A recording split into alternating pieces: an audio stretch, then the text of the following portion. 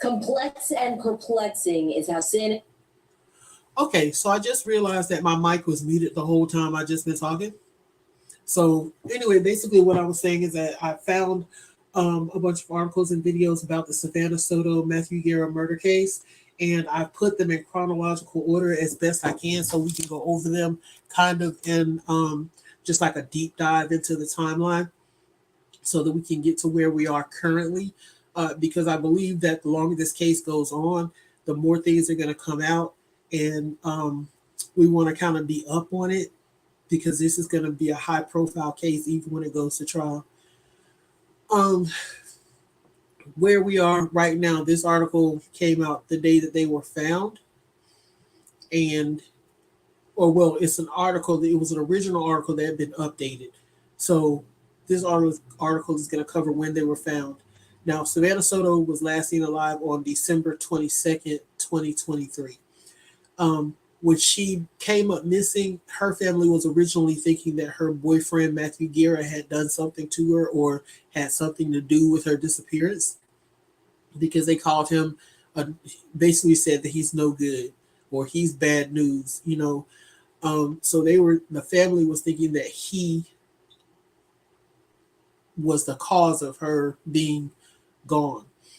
Um, the fact that she was missing was really what really stands out is that she was a week overdue with her pregnancy and she was due to have her labor induced.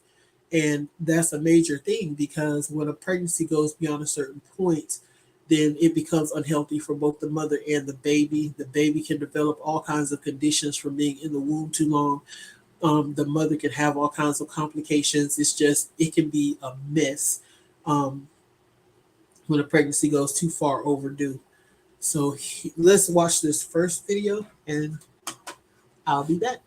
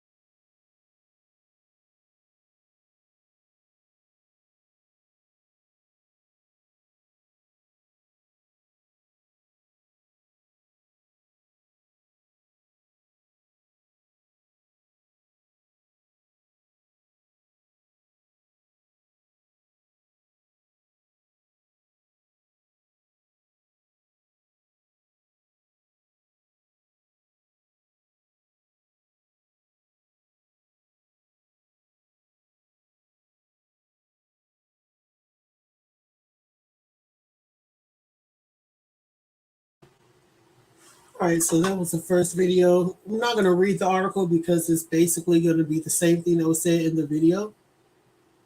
But I'm going to play this next video.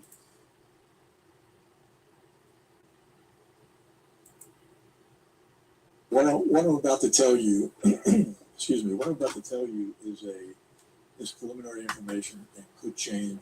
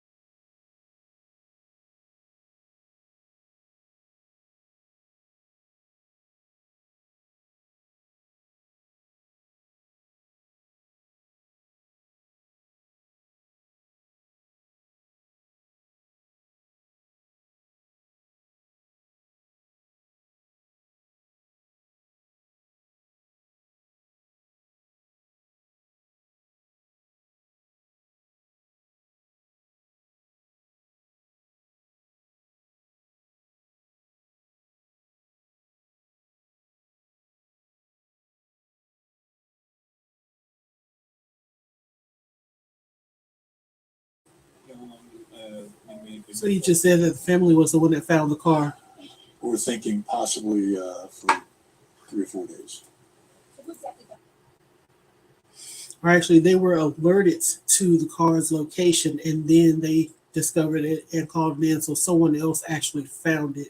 And whoever originally found it, maybe they just didn't want to be tied up with the situation. So they called the family and let them know that it was there so that the family could report it and they wouldn't have to be involved in it.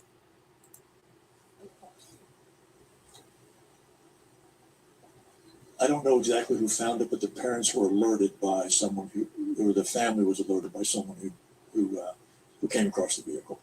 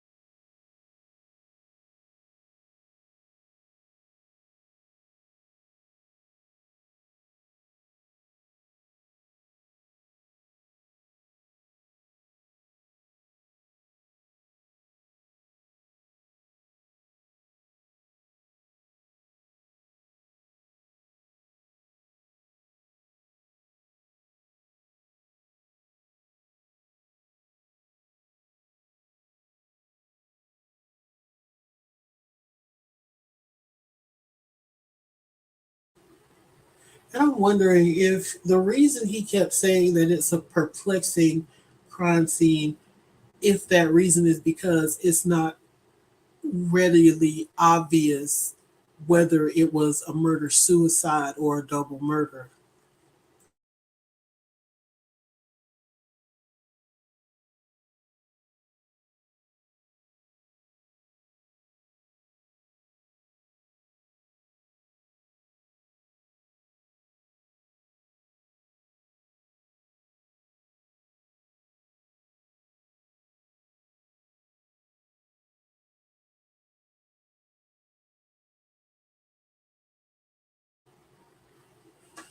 Okay, so there's that from the day that they were found.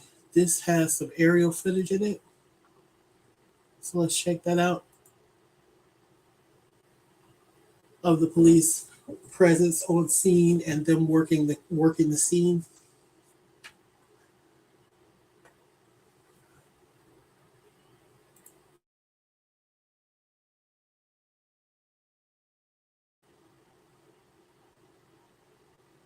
I'm trying to see the car.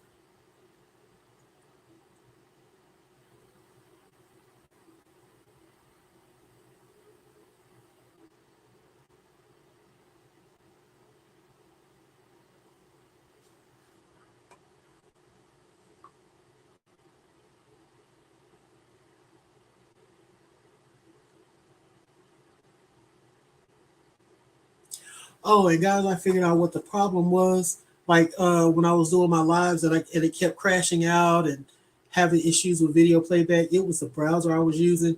I was using Google Chrome, but I've switched over to Firefox for streaming. So I think that's going to be a lot better. Firefox is actually a much lighter browser, so I shouldn't have those problems with the stream crashing and video playback not wanting to play back and all that kind of stuff anymore.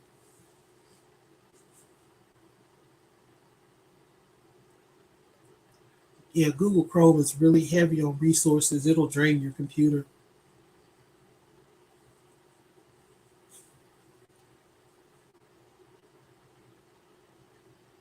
There's a car.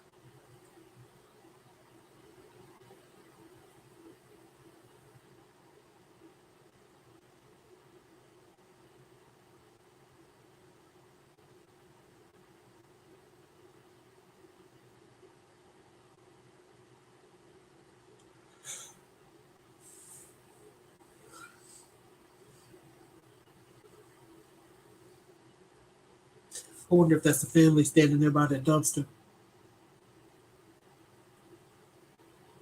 I see at least two females standing there, maybe three.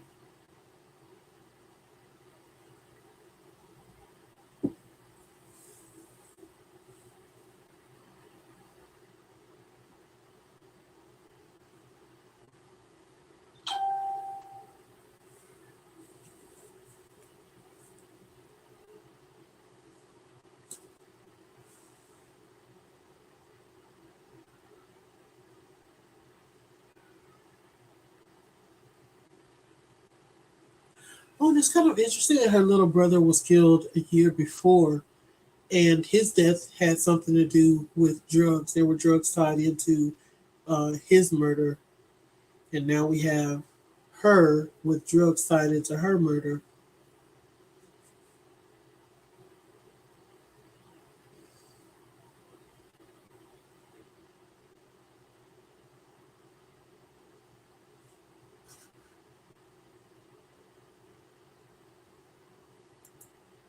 I'm thinking that must be the family right there, right here.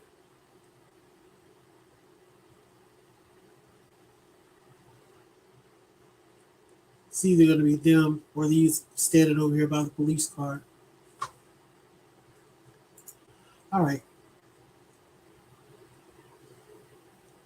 There is one section of this article that I wanted to read.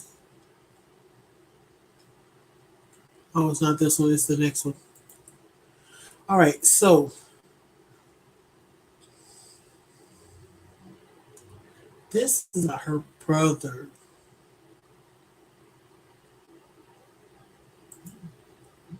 and his murder. It's just real quick. It's not very long at all.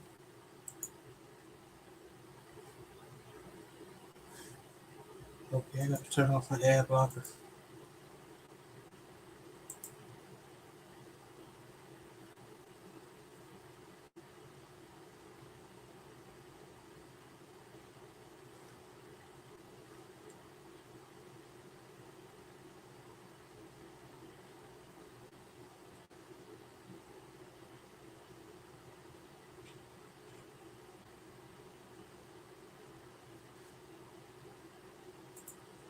Oh my goodness, it is turned off.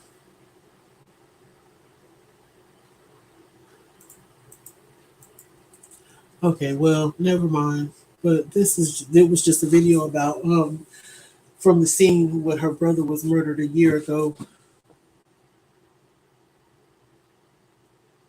And let's see.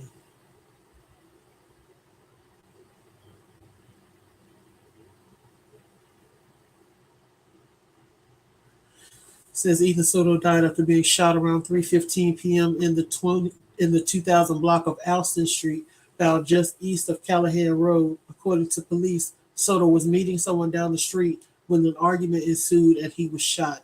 Police said two people found him and tried to help him, but he died at the scene. Authorities say two teenagers, one possibly the shooter, were detained. A firearm, however, was not recovered.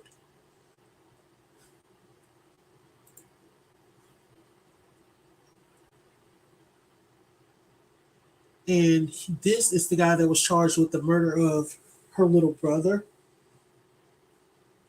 His name is Victor Rivas.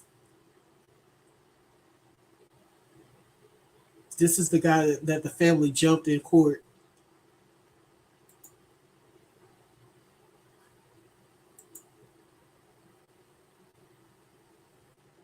The search on for the suspect who attacked a man overnight happened just before 2 a.m. on Arbor Ridge near Callahan Road. Police tell us two men got in an argument when one of them... Oh, no, that has nothing to do with this. But yeah, this is the guy that the family jumped in court for the murder of Ethan Soto.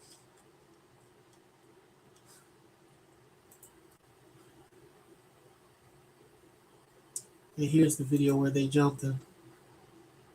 We already saw it, but we're watching the video. First at 5, family members of a murdered teenager accused of attacking the man on trial for it right in the middle of a Bexar County courtroom. 4 people, including 2 minors, now charged with assault as well as impeding a court proceeding after this melee in the 144th District Court. Dylan Collier live now with how this attack unfolded. Unbelievable, Dylan.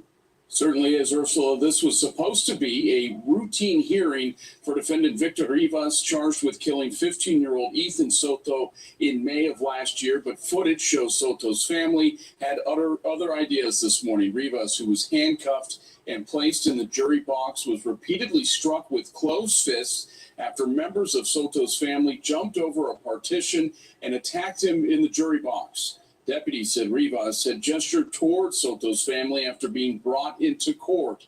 Rivas was charged last fall, months after San Antonio police said he killed Soto as an act of revenge for a drug robbery. Administrative Judge Ron Ronhell said these type of violent outbursts can happen from time to time.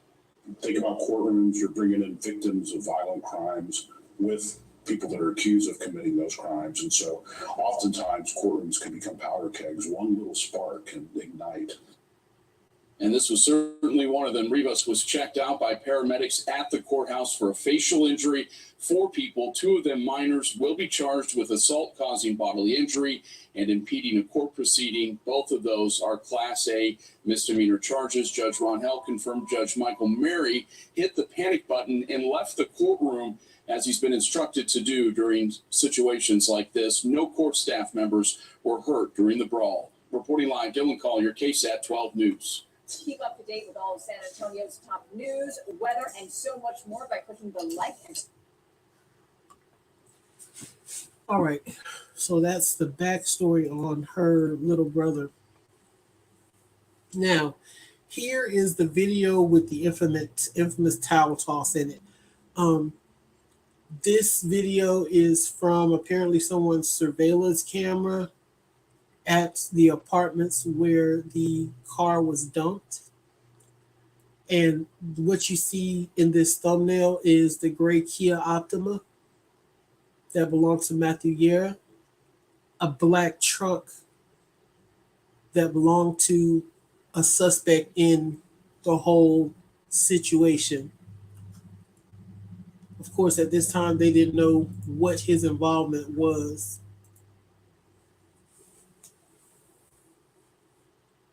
and there's no sound on this video. So you see the Kia pulling up, the truck is stopped, the Kia pulls up, their driver window to driver window. See someone get out of the truck and go to the Kia. Looks like they're talking to somebody. They walk back to the truck and a towel appears. There he's wiping like the door area, like he's wiping places that have been touched. Goes back to the truck and tosses the towel back in, gets in. The Kia drives off in one direction and the truck goes in another. And one of the identifying attributes about this guy was his big belly. That's one of the things that people were really talking about when this video came out. And there's this whole scandal of people going and finding guys on Facebook and TikTok or whatever with big bellies and saying this is a suspect, this is a suspect. So These two. all right, we're gonna wait on that video because we're not that far yet.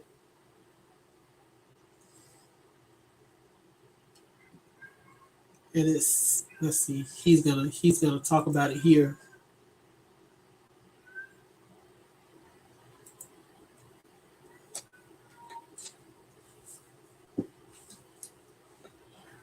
Um,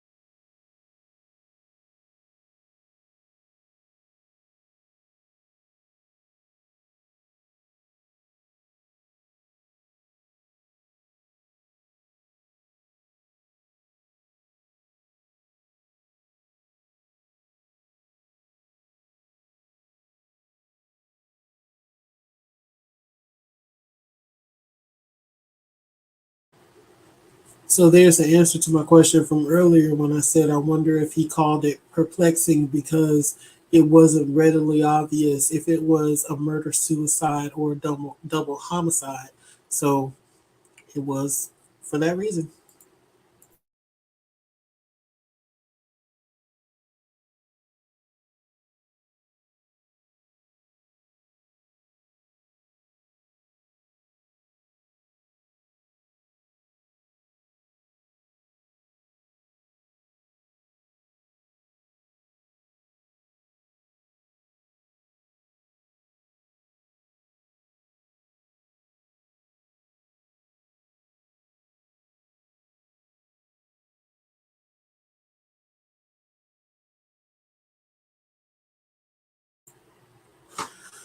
So there's that.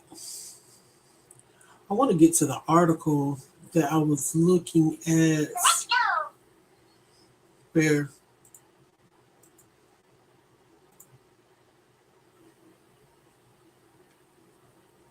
the article gave some background.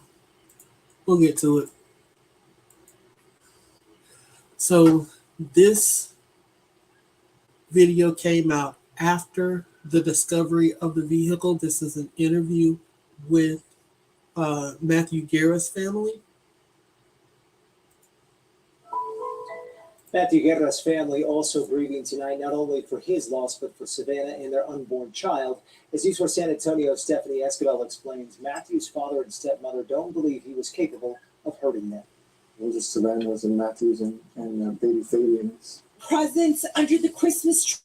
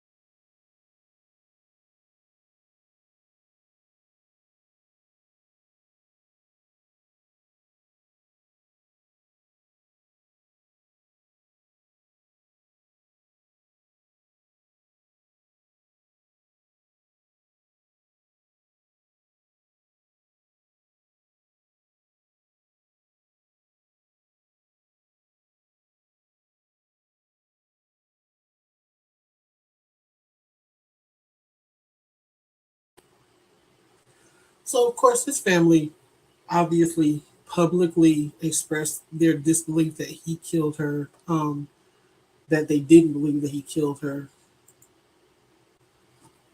I mean, and most families would, even if they knew in their heart that he was the type of person who would have killed her, they would come out publicly and say that he didn't, and they didn't feel that way. But this time, I think that they were sincere in their belief that he didn't do anything to harm Savanah. And from what I can see, I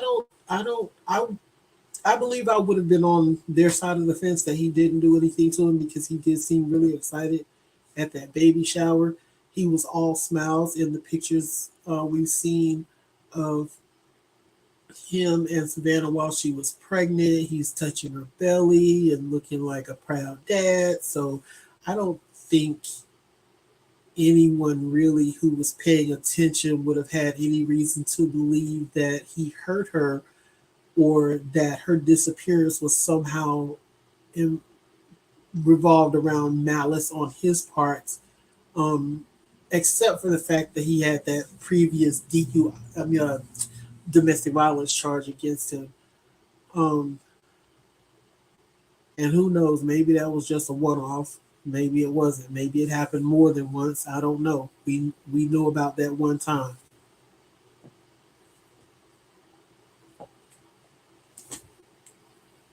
Y'all excuse me. I had the door open earlier and a gnat flew in, but I got it. It's too cold for them. All right, and now we're getting down to the murders, to the arrests and the murders. So this article says arrest of suspects in murders of Savanah Soto-Matthew Guerra brings some relief. Ramon Preciado, son Christopher, both facing charges in the capital murder case.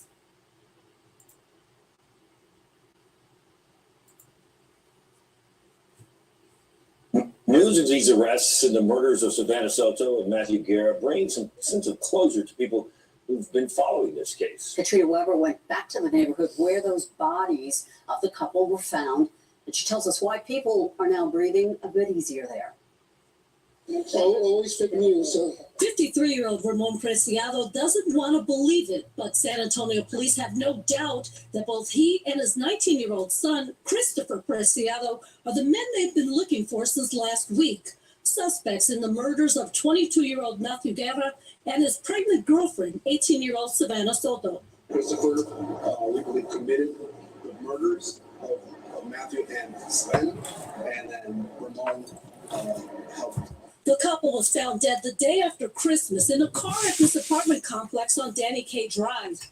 Police believe they were killed somewhere else. Then Ramon helped move the bodies. Who else do you have to be? They're just innocent lady with a baby, wasn't even born yet. Esmeralda Ramirez lives there and has been wondering and worrying about a killer on the loose. And it was kind of crazy because it was like right by us. And I was like, are we even safe? According to police, this was not random. They say Christopher Preciado told them he met with the victims not far from there to buy marijuana. Although he says he acted in self-defense, police call this capital murder. You can tell by this display that this is a case that's been weighing on a lot of people's minds here. And with the news of the arrest, at least some of those minds are a little bit more at ease. I just hope their family gets peace out of that. Police say more charges, possibly linked to the death of Soto's baby, could be yet to come. Katrina Weber, KSAT 12 News. Keep up to date with all of San Antonio's top news. Alrighty, so I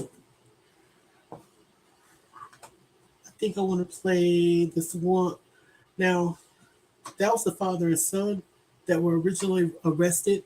And if you remember, when they did the press conference after the perp walk, the police officer who was speaking said that they felt confident that these were the only two suspects and they weren't looking for anyone else.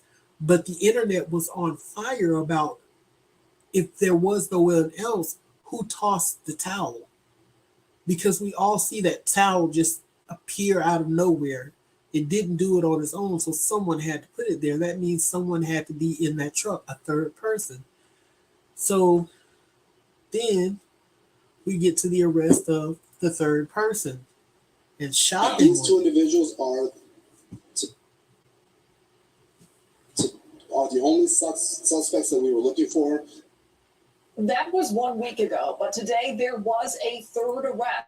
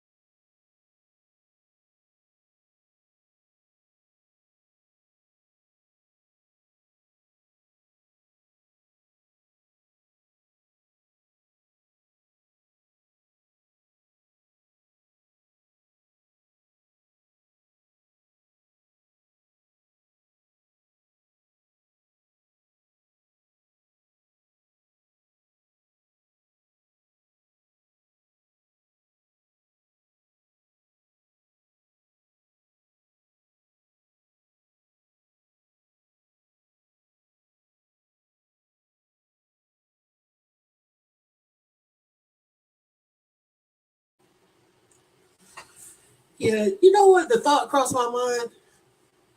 They were just bold as hell.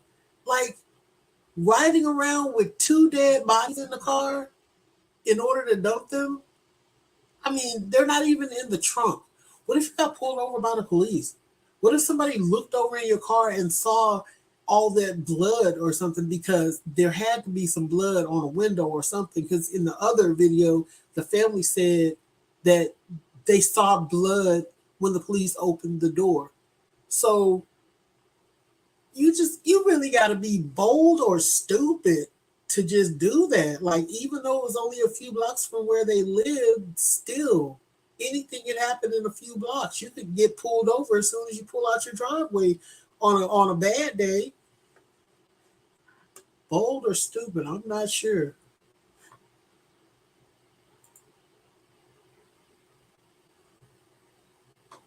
All right, details emerge of how the father-son duo allegedly killed, hid the bodies of Savanah Soto and Matthew Guerra. So we're gonna go through the affidavit, and then I was gonna do the cults today, but I think I want to do that in a separate video, because that goes deep. I actually watched a documentary about that cult a couple of years ago, and I'm really kind of shocked, but not shocked, that they turned up to have some type of involvement with this family and with the Guerra family. I'm kind of surprised, but not surprised, because that is a huge organization. I mean, it's global. This isn't just some nut that has a couple of followers or whatever. This is not. I mean, he is so way beyond the level of Jim Jones and the rest of these guys who and girls, these guys and girls who start these followings or whatever. He's got millions and millions and millions of followers, or congregants in his church all around the world. So that's really going to be an involved live. So we won't do that today. Maybe I'll do it later on tonight, but more than likely I'll do it tomorrow afternoon, because I really want to get to it while it's fresh. But yeah, I read about that cult and saw like a documentary about it a few years ago, and it was mind blowing then. Like the pastor, turn my camera back on. But yeah, the pastor was already in hot water about charges for things with children and other stuff already when I saw that documentary years ago. So I can only imagine how bad it's gotten now. So yeah, we're going to do that on a separate live, because it's going to take some time for that. Okay, so here we go with the affidavit. We're not going to watch that video because it's basically the 2 perk walks again. Affidavit for arrest warrant. And I know other people have already done this, but I haven't done this, so I'm going to do this.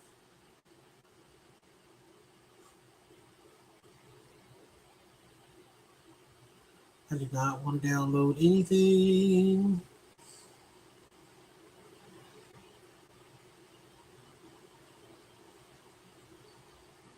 Nope.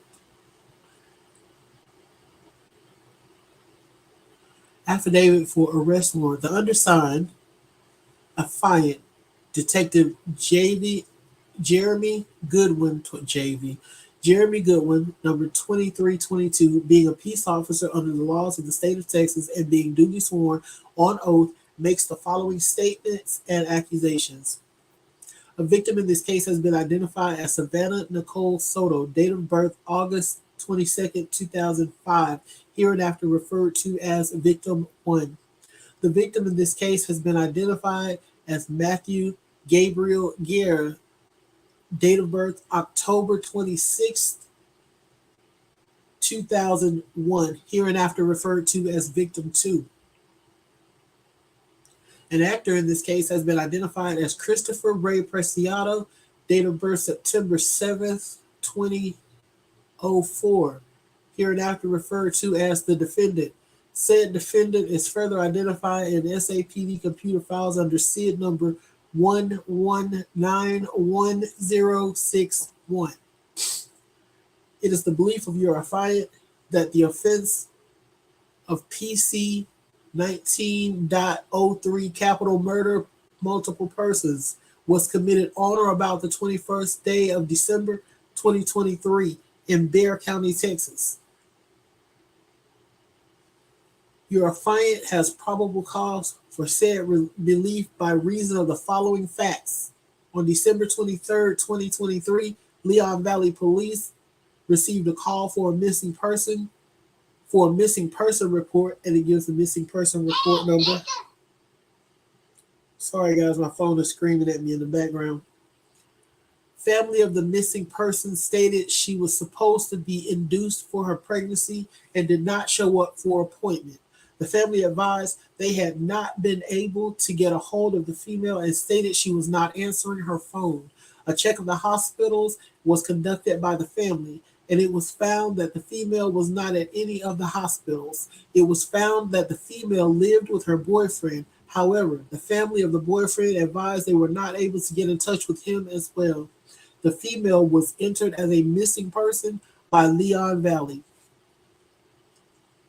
Further investigation found that the female and her boyfriend were not responding to any phone calls, and their whereabouts were unknown. Media broadcast on the news the story of the missing female and her boyfriend. In the media, the boyfriend's car description was broadcast in the media and was said to be a 2013 gray Kia Optima. On December 26, 2023, a resident of 5903 Danny K. Drive messaged the family of the female and advised them that they believed the vehicle was parked at 5903 Danny K. Drive. The family contacted Leon Valley and drove to the location. Upon Leon Valley Police arrival at the location, Leon Valley Police observed the vehicle. Inside the vehicle was a deceased pregnant female in the front seat and a deceased male in the back seat of the vehicle. San Antonio police were contacted and your affiant made the location. Upon arrival at the location, your affiant observed the vehicle. The vehicle was a 2013 Kia Optima with a Texas license plate of TRC 9447. Your affiant checked the VIN number, and the VIN number was the same VIN number that was broadcast on the news for the missing couple. A check of the information through NCIC TCIC showed the vehicle belonged to the boyfriend of the female. Your affiant observed the front passenger side of the vehicle. Your affiant observed a deceased pregnant female inside of the front right passenger seat. Due to your affiant knowledge of the female on a previous murder case from 2022, that would be the murder of her brother, Ethan Soto, your affiant recognized the female to be that of the missing female. The female appeared to have trauma to her head.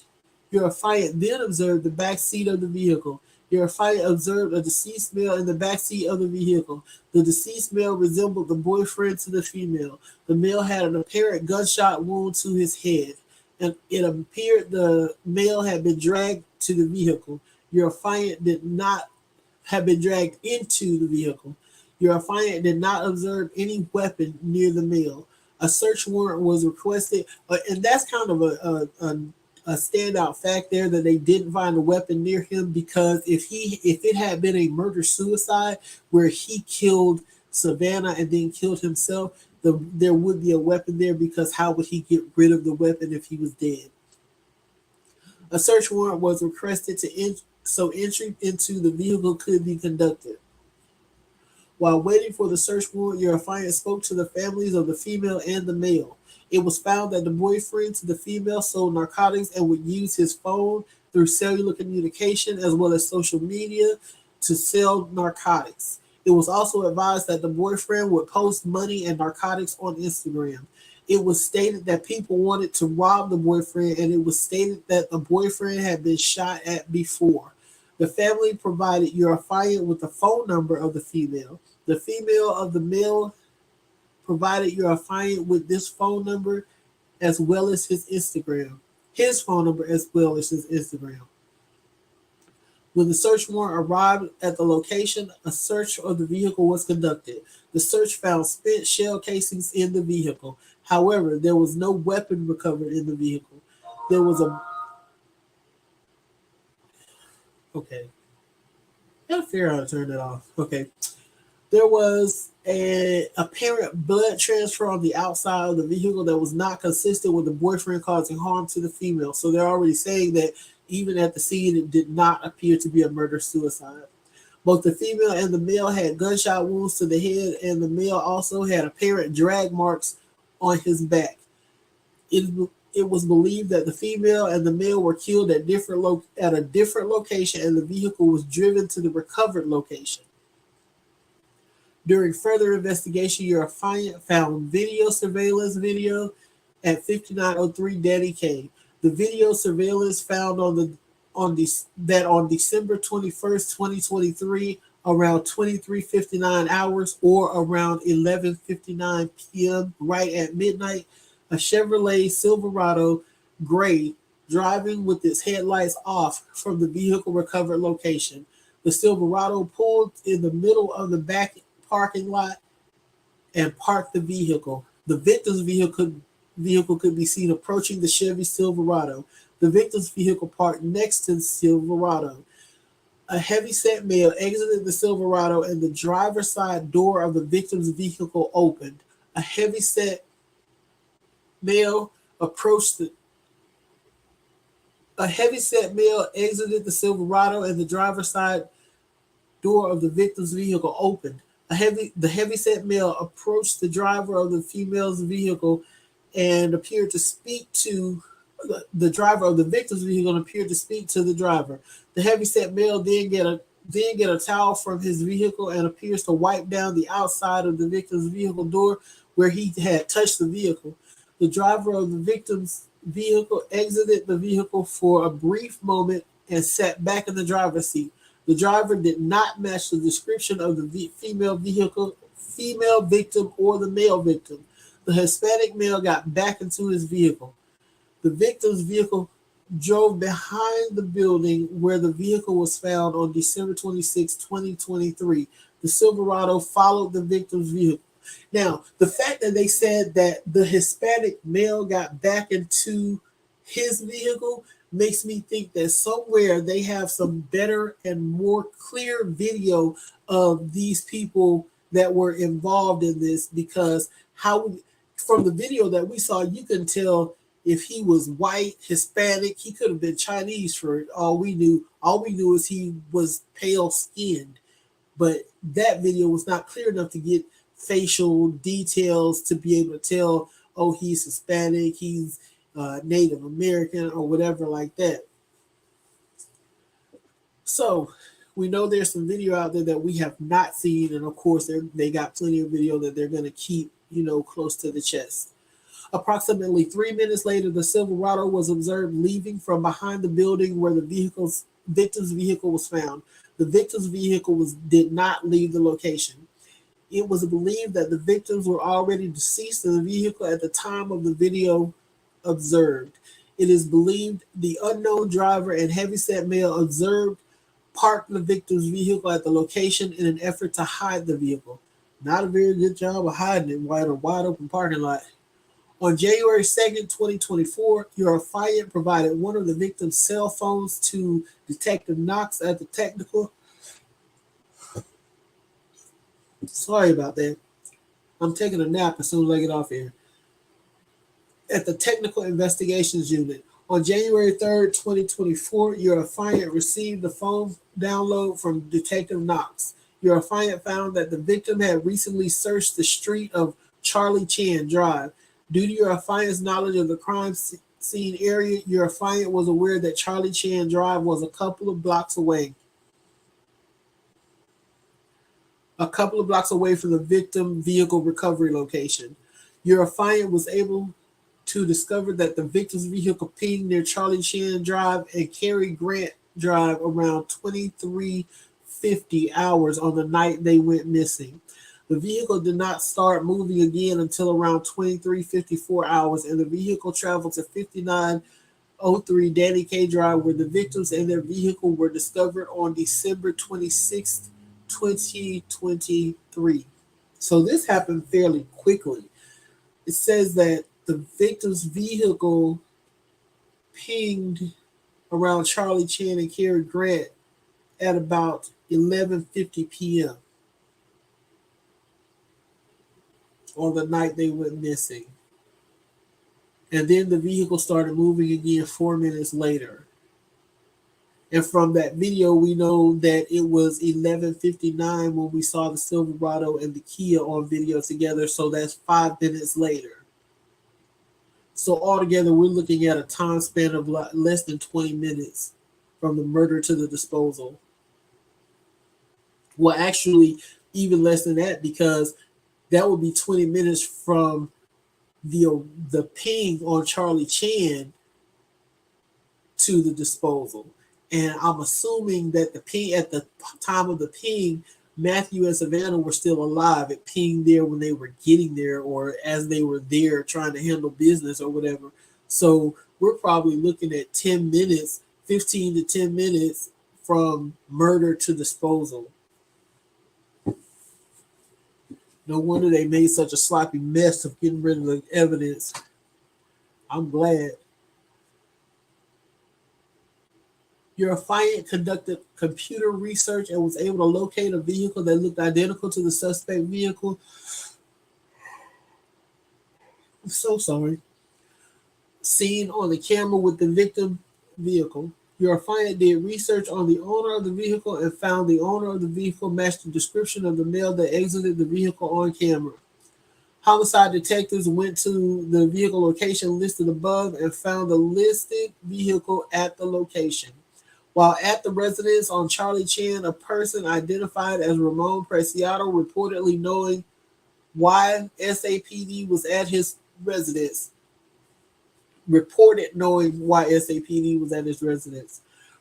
Preciado informed SAPD detectives to speak with his son, identified as Christopher Preciado. Ramon Preciado and Christopher Preciado were transported to SAPD homicide to speak with your affiant, while additional SAPD detectives searched the residence on Charlie Chan Drive under the authority of a search warrant. Oh my God. This is too much. Too much yawning. Your affiant spoke with Ramon Preciado after Ramon Preciado was read the Miranda warnings. Ramon Preciado admitted to driving his Chevrolet Silverado to 5903 Danny K Drive, where he met Christopher Preciado. Ramon Preciado identified himself on the surveillance video from 5903 Danny K Drive as the person observed exiting the Chevy Silverado. Ramon Preciado reported meeting Christopher Preciado at this apartment complex, who was driving another vehicle. The vehicle is the vehicle in which Matthew Guerra and Savanah Soto were found deceased. Ramon Preciado admitted to assisting Christopher Preciado at 5903 Danny K Drive. Ramon Preciado knowingly treated the human corpse of Matthew Guerra, Savanah Soto, and the unborn child of Savanah Soto named Fabian in an offensive manner by leaving them in the abandoned car. Now, I've heard that this is the only place that the baby has been mentioned so far as a separate and individual person. I know that under Texas law, an unborn child can be considered or is considered a separate and individual person for the business of filing charges when it comes to criminal acts. So I am expecting that eventually there's going to be more charges placed on Christopher Preciado as far as the murder charge. The baby is going to be specifically named or specifically referred to for a total of 3 murders, even though he was charged with multiple capital murder, multiple victims or something like that. I believe that the multiple victims is now going to be a count of 3 instead of 2. And I expect to see that really soon. Because we know that when they do the probable cause for an arrest warrant, they're not going to lay out their entire case there. All they really have to prove in a probable cause affidavit for arrest is that enough evidence exists that we can reasonably suspect that this person committed this specific crime. And it really doesn't take a whole lot. Like, they wouldn't have to necessarily say the entire history of the relationship between two people. They would have to basically point out that we have evidence that these two people were together at this location at this time, and that's the last time that anyone other than this person saw them alive, blah blah blah. Boom, we have enough evidence to think that this person killed the other. You know, they don't have to lay out the whole, they were doing this at the time and da da da, and you know, probable cause just needs to give enough facts to convince a judge that there's enough evidence to take this to a trial with a likelihood of a conviction. Your client then spoke with Christopher Preciado. After Christopher Preciado was read the Miranda warnings, Christopher Preciado reported Matthew Guerra and Savanah Soto drove to his residence on Charlie Chan Drive to sell Christopher Preciado marijuana. Christopher Preciado went on to provide a version of events that were inconsistent with evidence collected at the scene and from the victim's recovered vehicle. Christopher claimed the male victim pointed a weapon at him. Oh my God. And Christopher was able to manipulate the weapon, resulting in the female being shot. Christopher then stated that he had a weapon pointed at him again, and he manipulated the weapon again, resulting in the male victim being shot. Christopher Preciado's statement was inconsistent with the gunshot wounds suffered by Matthew Guerra and Savanah Soto and the evidence located at the crime scene. Christopher Preciado intentionally discharged a firearm at Savanah Soto and Matthew Guerra with the intention of causing the death. The actions of Christopher Preciado resulted in the death of Matthew Guerra, Savanah Soto, and Savanah Soto's unborn child named Fabian. Your affiant has reason to believe and does believe the said defendant, Christopher Ray Preciado, on or about the 21st day of December 2023 in Bexar County, Texas, intentionally caused the death of multiple persons in violation of section number 1903 of the Penal Code of the State of Texas. And the rest is just official, like, signature stuff. Court clerk stamps as such. All right, that's the affidavit again.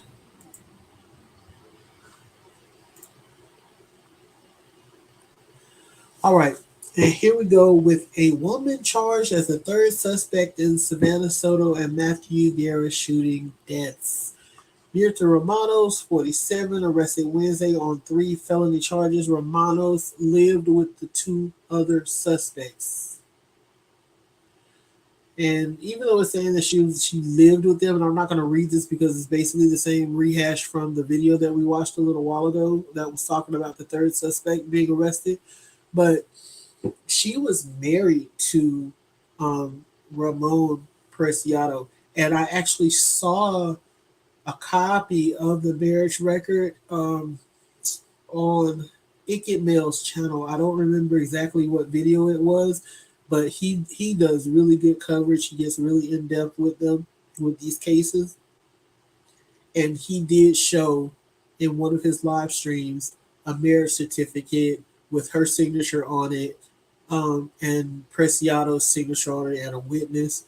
So they were actually legally married. She wasn't like the common law wife. She was the wife, because Texas is a state that acknowledges common law. And just a little bit of trivia here. In Texas, there are actually 3 forms of marriage, 2 common law forms. One of the common law forms is where 2 people live together. And some of the things that can result in common law marriage: 2 people live together and refer to each other as spouses. They're known by other people as husband and wife. They file taxes together, and some other things that can go on to affect a common law marriage. There is also a common law marriage where you go to the courthouse and basically sign a piece of paper that says, hey, to put on record, this is my common law wife, this is my common law husband. But it's not a marriage license. It's just something that's on file that kind of officially says that we're common law married. And then there's regular marriage where you have to get a marriage license and you have to have a wedding ceremony, and then you go and you take your certificate back to the clerk to be filed on public record. So that's just a bit of trivia. There are 3 forms of marriage in Texas: 1 traditional and 2 common law. And this is what we know about the Savanah and Matthew murders so far. And this, I believe, is the article that I was trying to get to that has like some background information. And this page must have reset because I had it set to the background information. This page must have reloaded itself.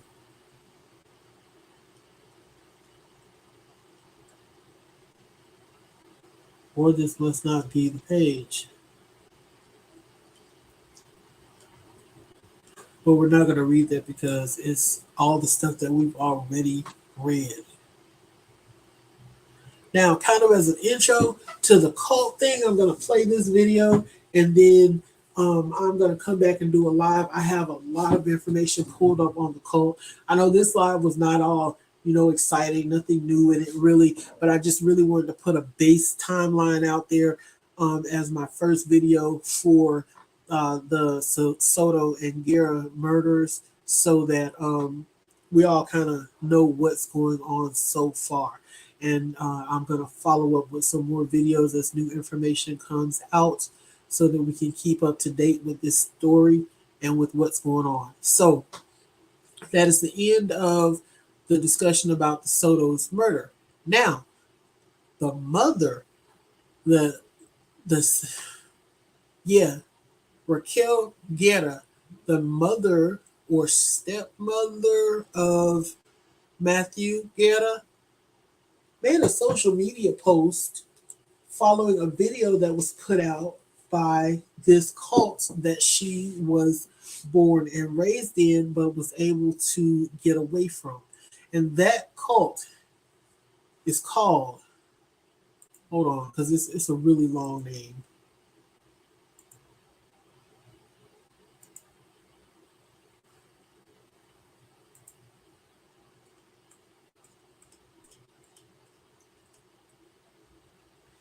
The Iglesia del Dios Vivo, columna y apoyo de la verdad, la luz del mundo. And what it means is the Church of the Living God, pillar and ground of the truth, the light of the world. We're going to get into what that whole long name means also. But like I said, I have a lot of information pulled up about that cult, and we're going to talk about it later. But as for now, let's check out this video. Jonathan Lee Riches investigates. I am covering the Savanah Soto-Matthew Guerra case. Some new information with all of you.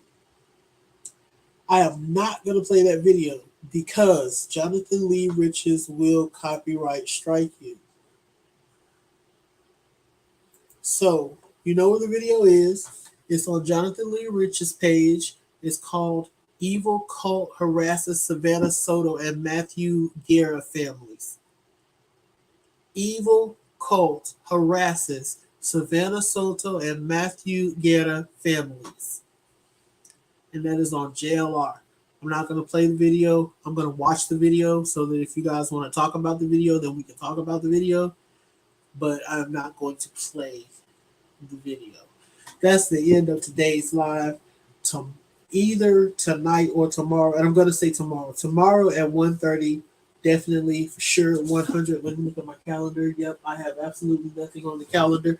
Tomorrow at 1:30 p.m., I will be live, and we're going to dig into this cult. La Luz del Mundo. That's what it's called for short. LLDM. LLDM. So see you tomorrow at 1:30. Thanks for joining me. Thanks for the views. I saw a couple of people dip in and out. And tomorrow we're going to get to the good stuff. Bye. Love you. Like, share, subscribe, comment.